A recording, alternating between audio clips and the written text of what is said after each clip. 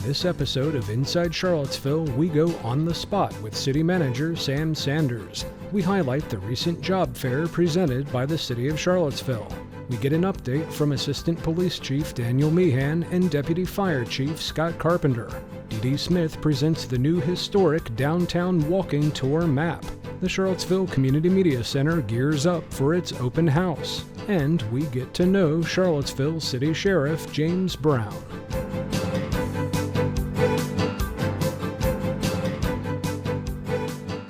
Welcome back to On the Spot. We're here with our city manager, Sam Sanders. Hello. Sam, thank you so much for having us. Glad to have you back. In your office. Yes. Great place to be. So I want to get this conversation rolling by just asking you, what's going on? What have you been up to this past month since we've seen you last? Yeah, so right now I'm working on finalizing the work plan. I know that's a little boring for some, but it's really what helps set what my agenda is going to be for the year. Just trying to figure out what are the things I want to be able to prioritize with council and then be able to share those things with the public. Okay, and speaking of priorities, what are some of your priorities coming up in September? Right now, what we're really focused on is making some decisions in regards to our homeless interventions, just trying to see if we can't soften some of the issues that people may be experiencing out there. So I'm going around having a series of conversations with different organizations that provide services, finding out what gaps exist, and looking at ways that the city might actually be able to extend some resources to help close some of those. Okay, and what are some of those specific concerns that you have heard from people regarding homelessness? Yeah, I mean, we know that there are a lot of people who are suffering with some mental health issues, so we need to make sure that we have the right mental health supports, that they're broad enough to reach everybody who might have some sort of issue in that space. We also know that we don't have a substance use center here, so that if someone were really going through something, they need a place to detox, we need an option for where they can go. That's why we see people out in the situations that more and more people are becoming alarmed by. And I think what we need to do is find ways to get them in places where they can get treatment. And that kind of reminds me of last month we mentioned our new Anchor program that we launched. Tell me how that kind of can feed into us and trying to come up with some ways to deal with the issues regarding homelessness. Yeah, I mean, Anchor is a big step forward. It's a part of the bigger Marcus Alert framework, which is a deal that the state passed some time ago. It goes into effect officially in 2028. But what we're doing right now is just kind of chipping away. And Anchor is a co-responder model. So it's that example of what you hear, that you don't want to send police to respond to someone who's in a mental health crisis. That person actually needs more of a social worker, someone as a real interventionist trained in what they may be experiencing. And you start there. And then if you need law enforcement, you have them as a backup. So we have now paired a police officer, fire rescue personnel, and a clinician. And they get sent by the ECC when someone were to call 911 if there's a situation that they can describe as this is a mental health crisis of some kind. Instead of the officer showing up first, it's the other folks who show up first, but the officer is present in case safety is a concern. Right, that's amazing. And that's a big deal. I mean, I'm very excited about that. I feel like it's a great new thing. There's been some conversation about it here for a long time, and I just wanted to make sure we prioritize getting it done. So we kicked it off with this new fiscal year. You recently launched your transparency portal, which is a great resource for people. Tell me what you have done recently, or even in this last year as city manager, to focus on transparency. Sure. I mean, we do a city manager's report for every single council meeting, and it is meant to be a significant piece of update. And it has updates from all departments, all offices, including the city manager's office. I prepare a significant contribution in each one of those reports. All the deputies also participate. For me, it has turned out to be a positive because I hear back from the public and I've heard from council members, this is great. It gives me a place to go look and see what's going on. And that is really how I talk to our leadership team about making their contributions to that document so that we can just be upfront with the public and tell them what we're working on. Yeah, and it's also, I want to note, a really good place to find out about events going on in the city. For example, the Parks and Rec section always has really cool things, like over the summer, they had the pool opening hours, any of the camps for children. So, I mean, if you're looking for some information, that's a great place to start. Yeah, and I'm asking everybody to continue to stay focused on it. So I bring it up in our meetings as reminders. I just think it's part of a package. I mean, we're doing this show, we're doing our citywide newsletter. We made sure that we keep our internal newsletter consistent so that we can remind the team of the things that I want them to do. For me, transparency is important because when I go out in the community and I try to get out as often as I can, I want people to not tell me, I just don't know what y'all are doing. I don't understand what you're doing. I'm hearing less and less of that. So to me, this is working. So Sam, to wrap this up, thanks again for having us, but I'm looking around your office and you have all of these great and unique things around, lots of things actually. Which one of the things that I'm looking at right now in your office has the most meaning or value to you? Yeah, I would say that the choice that I made for what actually sits on my desk is an energy rock. It's the Chinese symbol for energy, and then there's a statement underneath it that describes that that's what this rock is actually for. It's one of those things I have to remind myself, take care of myself so that I can maintain the energy that it takes to do the job the way I want to do the job. And while work-life balance continues to be something that I'm striving to achieve, it is there as a constant reminder that you need to work on that. Make sure, take care of yourself so that you can help be here to take care of others. I agree. Couldn't have said that better myself.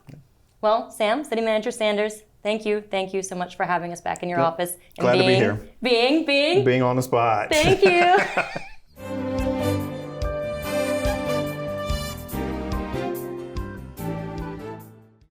On Thursday, August 29th, the City of Charlottesville held its first community job fair in several years. Numerous city departments were on hand to provide information about a variety of open full-time and part-time positions, ranging from maintenance and trade workers and bus operators to project coordinators and social services workers to seasonal positions within Parks and Recreation. Job seekers had the unique opportunity to meet face-to-face with representatives from each registered department and ask questions, learn more about available positions, and discover the benefits of working for the City of Charlottesville. The city also provided on-site application support, resume assistance through the city's downtown job center, and the ability to apply for jobs right at the event, with the ultimate goal of making it as easy as possible for attendees to take the next step in their careers. For more information about current job opportunities with the City of Charlottesville, visit charlottesville.gov/jobs.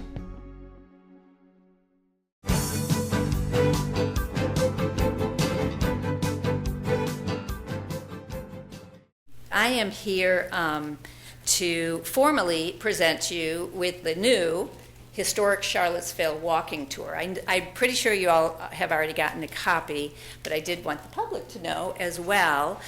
This is brand new, but we hope, and our goal was that this brochure will tell the much fuller story of Charlottesville's history, which is a very, very long history.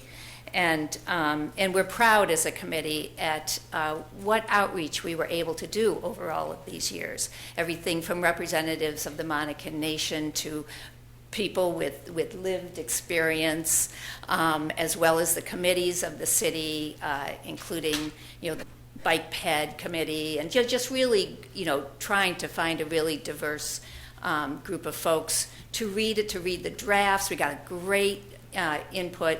And it really did change the brochure a lot. We also have quite an impressive bit of experience and expertise on this committee itself. Anyway, it all went into this brochure, and while it was primarily the work of the volunteer committee, Historic Resources Committee, we could not have done it without staff. Thank you to Jeff Werner and the various assistants that have been here over the course of doing this brochure, who have been invaluable.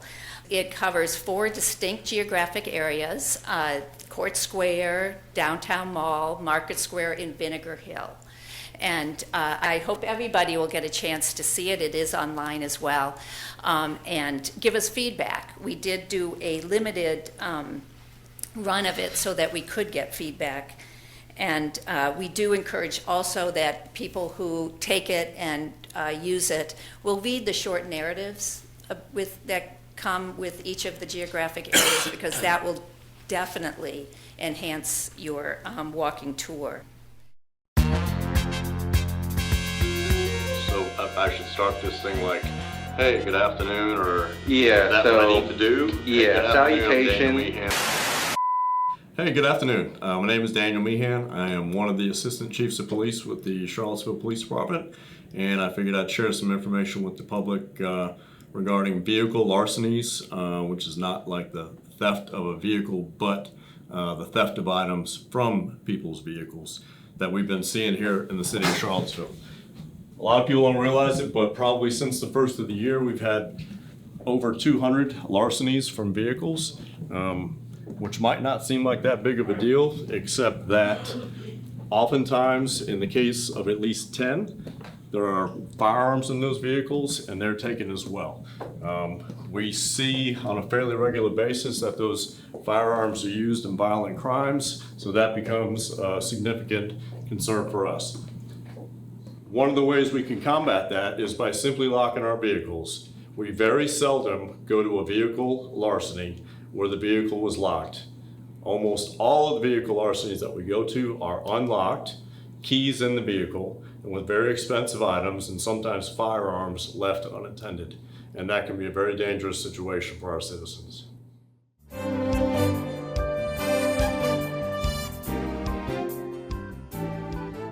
Community Connect is a tool that we're launching.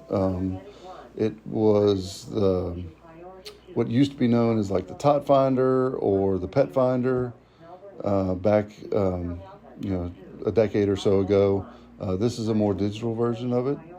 It allows the residents or business owners to input information about their specific property and or the people that are at that business or property. All that information will help our responders have more knowledge as they're responding to calls to those incidents. On the backside of that, then we would have the ability to, like if there was a community initiative or something like that coming up or an announcement or an event that we wanted to highlight, we could, through that contact, announce that or roll that out through that platform to those folks.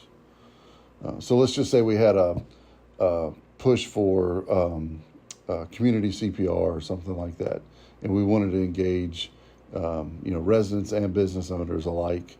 We could notify them of that event through Community Connect.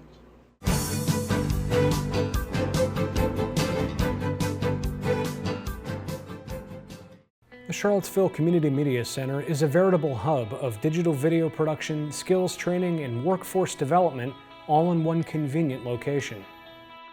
Any member of the community can sign up for an annual membership and gain access to this wealth of resources. You know, multimedia production has grown so much over the past several decades, and the city's Office of Communications has had to evolve with the ever-changing landscape. That's why we offer state-of-the-art training in studio, field, and post-production, as well as self-guided courses on social media and emerging technologies. It's a real opportunity for citizens to get more engaged with the community and share their own personal story on topics that matter most. Then we deliver that story to the area on cable television and to a global audience on social media platforms like Facebook and Twitter. You know, the city of Charlottesville has needed a community media center for quite some time, and we're excited to offer these resources to every resident of the city and surrounding counties. Just stop by the Charlottesville Community Media Center. We're located in the Shops at York Place on the historic downtown mall. We're fully accessible from Water Street or the mall. You can come in, say hi to me, take a tour of the studio, and learn how we can help you share your message with the community and beyond. Don't miss our open house on Saturday, September 21st from 10 a.m. to noon on the downtown mall.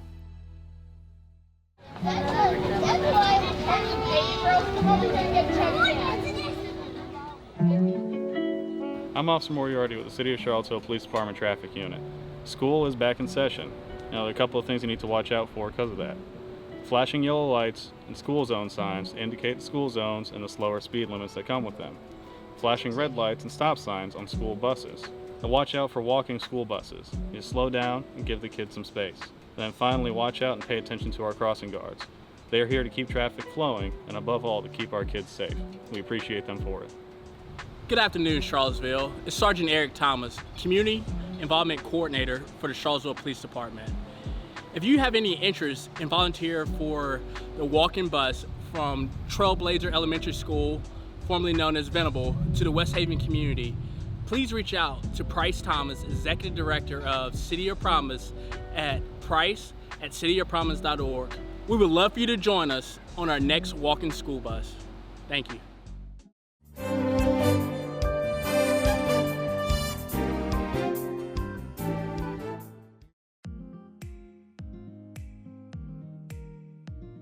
My name is James Brown III. I am the Sheriff of Charlottesville, and I've been serving that capacity since January 1st of 2010. The best way to reach the office is by phone. It's 434-970-3777. And you can also reach us by using email, and that's at sheriff@charlottesville.gov.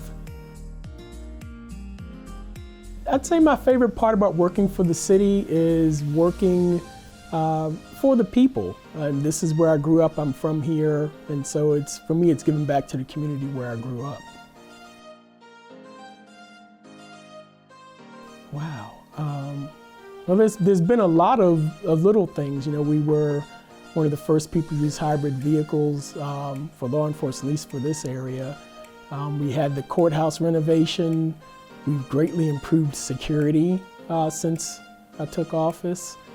Wow, I'm trying to think of any, specific things. We've obviously had a lot of challenges over the years with a lot of high-profile court cases going back to January to March of 2010. So we've processed a lot of court cases with a lot of media, a lot of high-profile things, and we haven't had incidents. And that's just, that's something I'm proud of. It's not something that gets into the news unless something bad happens. But the fact that we haven't had any incidents in the courtroom or things around the courtrooms during these cases with protest, it's been, something I'm proud of my staff and how things worked out. Also, if that we get assistance from other city departments, so it's when we work together. City police department would help with things outdoors. Public Works would use vehicles to help block roads. I mean, there were things that we worked on as a city that were very helpful in making those cases come off well the way they did.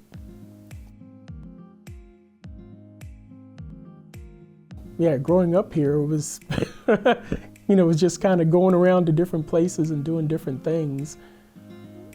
Yes, it's a community that has a lot of natural things in regards to resources. I like being outdoors. I like hiking. We've got Rivanna Trail, and there's, other places just to walk around. There are things to do downtown. It just varies. It really varies. It depends on the weather. It depends on the season. But there's usually, something to do around here that's enjoyable. And of course, like any other city, it has its challenges. It has good times and bad times, but it's one of those things where, having been here, it's like, it's home. It's home for me.